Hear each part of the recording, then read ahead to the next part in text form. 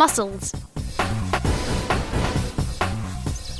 Muscles allow us to sit, move, talk, write, read, breathe, and even digest our food. A muscle is a bundle of elastic tissue which becomes shorter and thicker when it gets a signal from our nerves or hormones.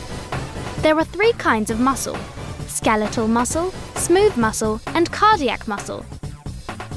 Skeletal muscles are also called voluntary muscles because we can control their movement when we want to.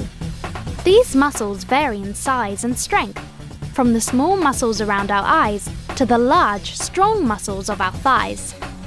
They are attached to the bones of our skeleton. Even quite simple actions such as kicking a ball or smiling require several muscle groups to work together. Smooth muscles are in most of the body's internal organs.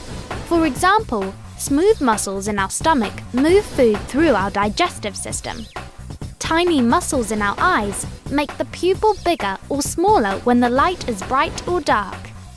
All smooth muscles contract and relax automatically, without us needing to think about it, so they are called involuntary muscles.